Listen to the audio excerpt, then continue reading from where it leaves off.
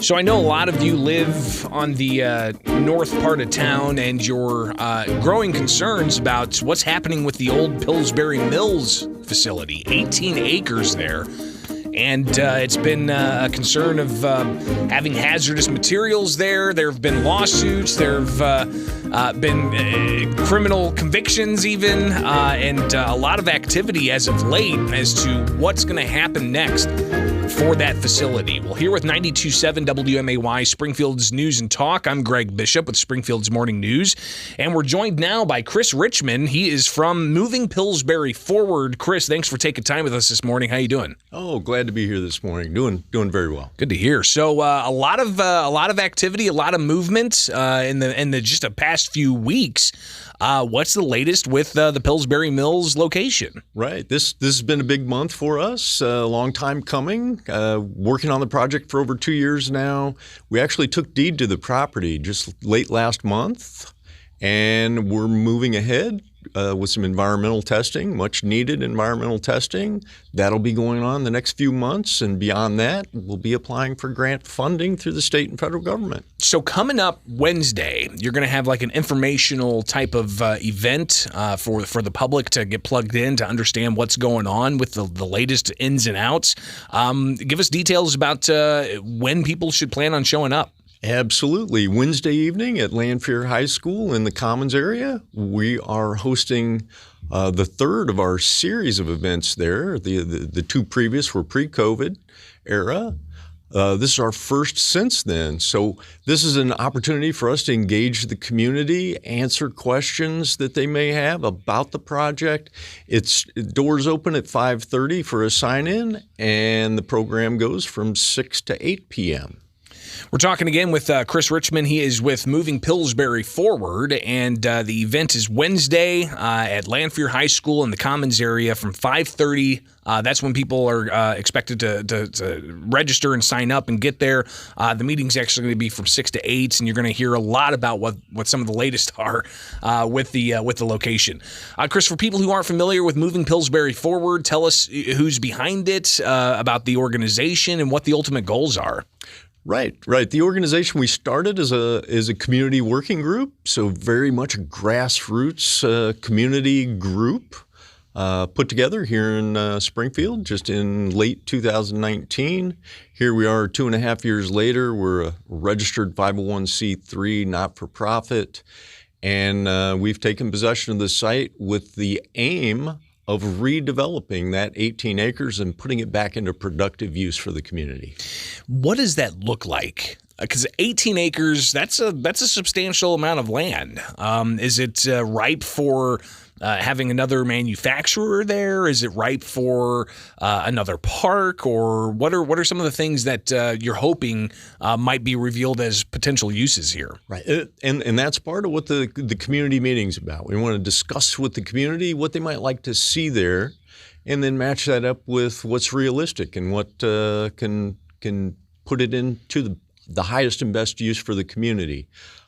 Clearly, we'd like to get it back on the tax rolls and producing jobs and property taxes for the community. That's 18 acres has pretty much been off the rolls for the last 10 years. So get it back into production. If that looks like light industrial, that's great.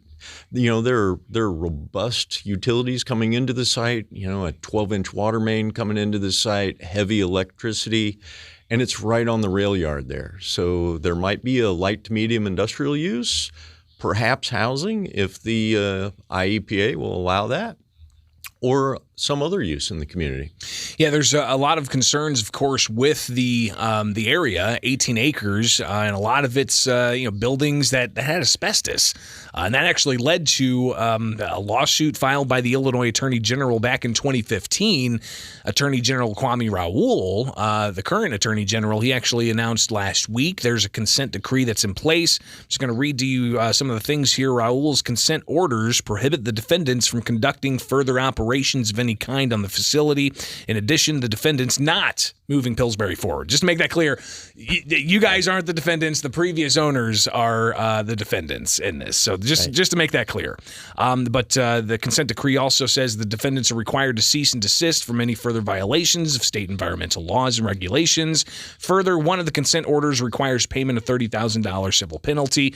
As somebody who's familiar with the site, who's familiar with what's the recent history and everything that's led up to this, is this enough? Is this consent order enough to mitigate some of the wrongs that have happened there in the past 10 years? Yeah, I imagine it is. This is a long time negotiation to get to this point to where that court case after 7 years could finally wrap up. We could break the logjam and move on with the project. In other words, move toward redevelopment. Unfortunately, the previous owners were never really able to get the environmental work done that the Illinois EPA was asking through the courts for them to do. So ultimately, they chose to transfer it over to us so that we could carry the ball forward. Again, you'll be able to attend an informational meeting at Lanphier High School in the Commons area Wednesday evening. Get there 5:30, meet and greet, and then from 6 to 8, you'll be able to hear about some of the plans and even provide some of that input. What does this mean for the community in that area? The residential units that have been seeing this in their, in the backyard, they've heard about all these stories about the asbestos. What do these most recent steps mean for that area of town? Right. It's got tremendous meaning for the area, especially immediately around the Pillsbury plant. Over the weekend, we had volunteers throughout the neighborhood putting out hundreds of flyers advertising the event. We hope to see the neighbors at the event on Wednesday, and it means a lot to them. They really want to see forward movement. They want to see this come down, and they want to see it cleaned up.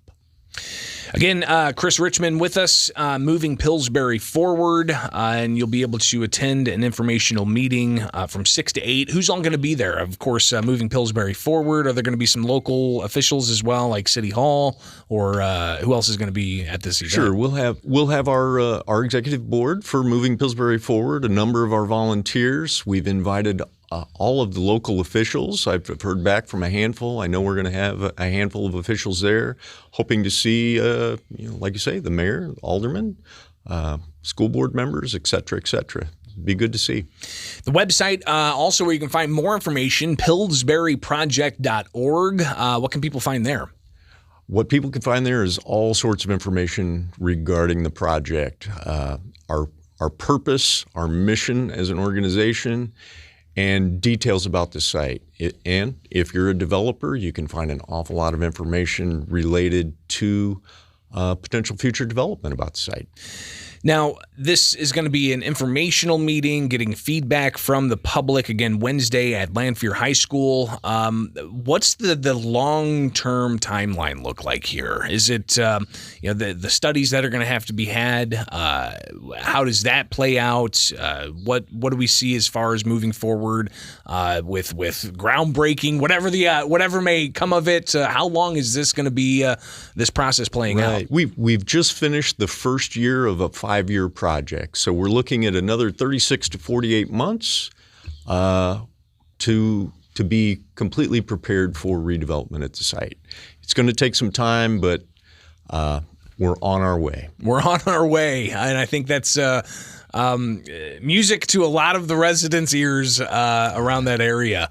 How do you think this is going to impact just property values and safety concerns and so on? Yeah, we've really looked at the demographics in the area, and of course, the anticipated. There's been a downward spiral in the area for the last 20 years since the plant closed.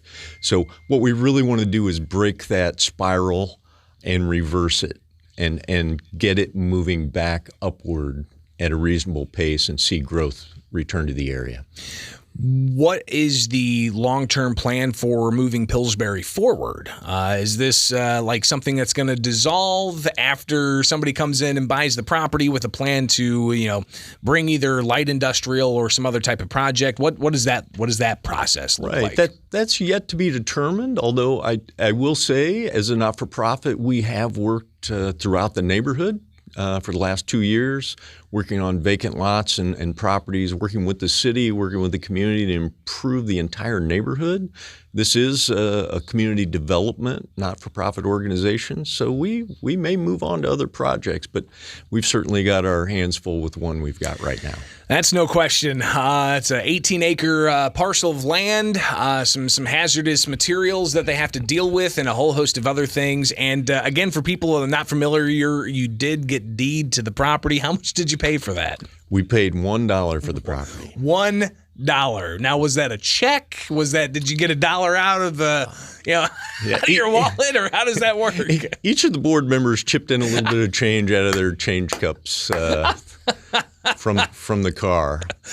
Yeah. That's one way to do it, I guess. Chris Richmond with Moving Pillsbury Forward. Again, give us details on the event coming up Wednesday. All right, Wednesday, Lanphier High School. Doors open at 5:30. Program starts at 6. We're hoping to see a big cross-cut of the community there. We'll be prepared to answer questions from the community. Very good. So greatly appreciate you taking time with us this morning here with 92.7 WMAY, Springfield's News and Talk, and we'll likely hear a lot more about this. I would imagine the city council is probably going to talk about it, so we'll unpack that for the council roundup and likely have some coverage of it Wednesday night as well. Greatly appreciate you taking the time with us today. Yeah, thanks so much for having me on. Absolutely. It is Springfield's Morning News. I'm Greg Bishop, now on